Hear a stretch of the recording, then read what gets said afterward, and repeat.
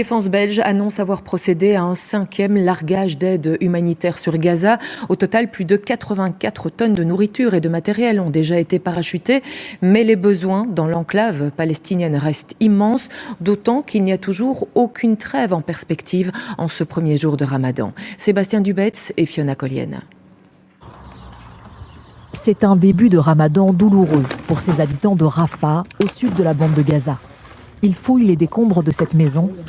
4 personnes d'une même famille ont été tuées par un bombardement ce matin.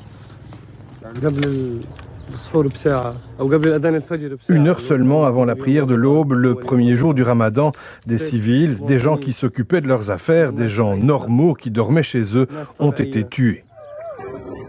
La trêve tant espérée entre Israël et le Hamas n'a donc pas eu lieu.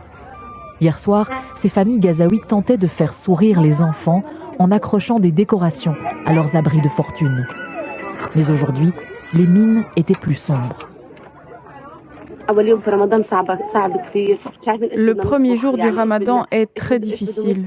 Nous ne savons pas ce que nous allons cuisiner, ce que nous allons manger pour la rupture du jeûne. Il n'y a pas de gaz. Nous sortons de la tente pour allumer un feu et il fait très froid. L'accès à la nourriture est aussi un immense défi.